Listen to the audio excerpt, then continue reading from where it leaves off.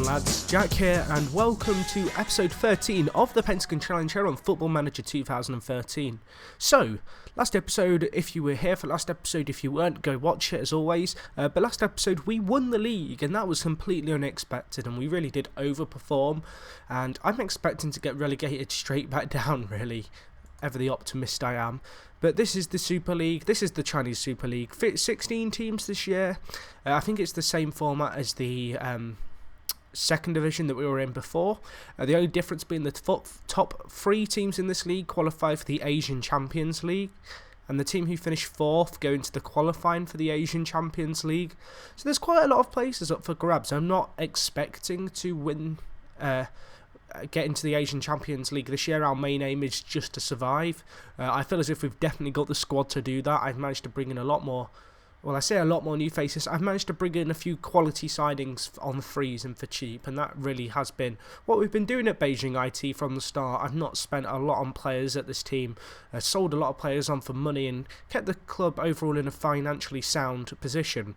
If you saw the last episode, you'll know that there was a minor kind of lol, what the fuck is wrong with this game when it came to the finances. Last year we won the league, and the reward money that was paid out to the team was £1.2 million in reward money for winning the league, when we were actually we had £20,000 in the bank. So to, I guess, pay out £1.2 million left us over £1 million in debt, which is ridiculous because the club turns over £350,000 a year. So unless the Super League seriously has money in it, which I don't think it has, although it has a lot of money, I think the Chinese Super League, I don't think it has enough that the amount that we paid out was right. Maybe someone can explain. Yeah. But basically, this league, the Chinese Super League, of course, players like Drogba and Anelka are in this league for £100,000 a week. Our squad is nowhere near that in terms of how much they're being paid. Our most paid player is getting paid £1,400. But anyway, let's look at the transfers first and foremost, because that's what everyone wants to see in the pre-season. So we'll see our wage budget, minus £114. Nothing too wrong with that.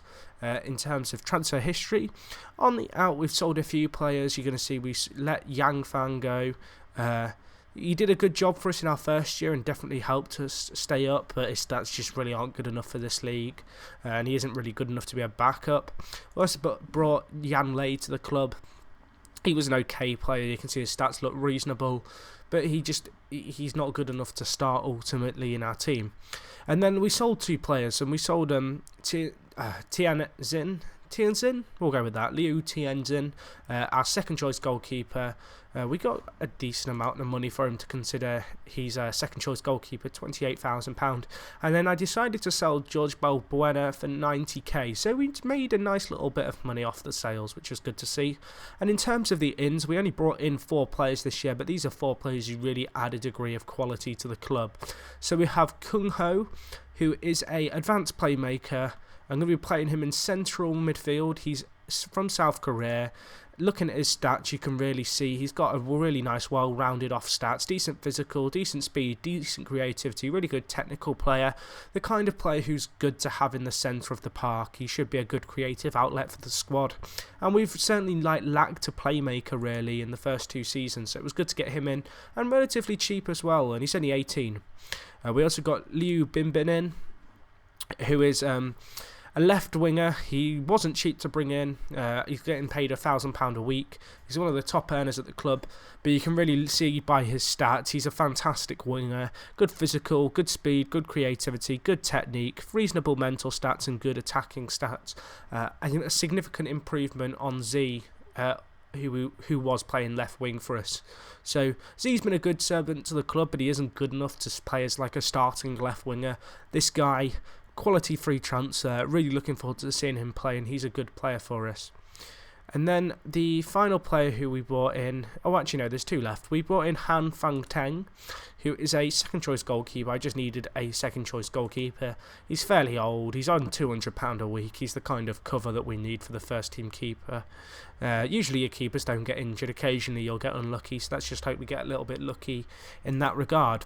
And then the last signing I made was the whole reason that Balbuena went out for 90k. So I brought in Mantiga, who is a free transfer. He's Brazilian, and this guy is a perfect defensive midfielder. He's going to be playing at the centre-back for our team. I mean, I think I can do a comparison, actually, so you can see him compared to... what's his face? One sec. We'll sort this out so you can see them compared, Balbuena and Manteiga. Because these two guys... Mantega's coming in to replace Balbuena. Balbuena's been a fantastic servant to the club, but you can just see by their attribute graphs, maps, whatever you want to call them, that Mantega's just a better player in every regard bar the mental area of the game. He's a lot better rounded off. Quality centre mid, got him in on a free. He's instantly the most valuable player in the club. He's Brazilian, he's 25, and I'm really looking forward to seeing this guy play. Really good physical stats, and I think he really could make a difference this year. So midfield has really seen an overhaul this year. If we look at our starting 11, this is who we have lining up for us. So we have Sun Lee, who did a fantastic job last year in goal, was in the team of the year for the division as second choice keeper. We have Fan Zhen, who was the 17-year-old last year who went out on loan for a bit. He's now 18. His stats have developed significantly. He's ready for a run in the first team, and he's just going to develop even more once he's bedded himself into the first team. We've then got Wang Zhong, who is a decent centre-back. He's nothing crazy, but he has really good speed. He'll be a really good covering player in terms of playing cover role in defence, and he's going to be able to keep up with the fastest strikers in the league. We then come to Z, who was the 18-year-old centre-back who was 17 last year, and I was a bit annoyed that he couldn't play because he would have played in the first team.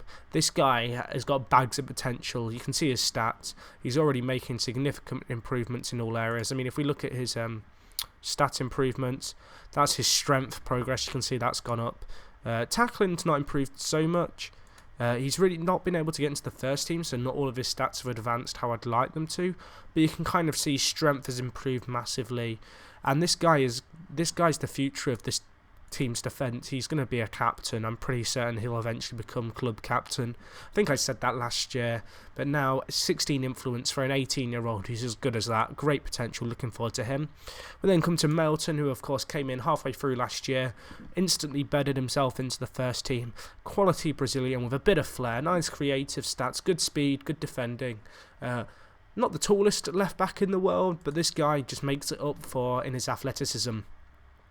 We then got Xiaobin, who will be starting as a right midfielder. He's not the best player in the world, but he possesses some good strength, and this is one area of the club I may look to improve should we get a bit of money in for whatever reason. We've then got in the centre midfield Manteiga and Lee Kung Ho, the two new signings, the Brazilian obviously holding, and Kung Ho is going to be playing a little bit higher up the field as an advanced playmaker. Bin, the left winger, quality player, already covered him as well.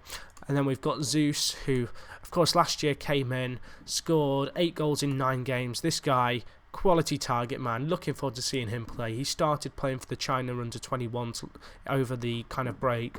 Physical stats are already on the rise. This guy, keep your eye on him. He's going to be a top quality player for us this year. And then we come to Hung So, who's been another quality signing last year. Insane athletic striker, perfectly complementary to Zeus, and I'm looking forward to seeing these two guys play alongside each other. So that's kind of what we've done over the pre-season break. There hasn't been that much to be covered other than just improving the midfield really, and renewing some contracts. Just looking at this quickly, I really want to show this because this is fantastic, but if you look at our starting 11 ages, the average age of the squad can't be a lot over 20 once you combine in, because we've got lots of 18-year-olds, lots of young players. These guys, like the entire squad could stay together as it is for another 4 years before I have to consider kind of replacing players as they get old. So that's really exciting to see. So it's basically a case of keeping the core of these players, and I really feel like this team could really kind of qualify for the Champions League in the next 2 years. We've got that kind of potential. We've got the strength. It's going to be interesting to see how we adapt, stepping up our game into the Super League. But I am up for this challenge. So anyway, guys, as always, thank you for watching. Next episode will be the first 10 games reviewed of the Chinese Super League. Hopefully we kind of make the step up. I'm kind of a bit anxious about this because I don't know what to expect from this league. And it's a bit of a step into the unknown. But anyway, enough rambling. Hope you enjoyed the episode as always, guys. If you could smash the like button, gives me a tickling sensation in my panties. What the hell? And yeah, I'll talk to you guys in a bit. Thanks for watching, guys. I'm out.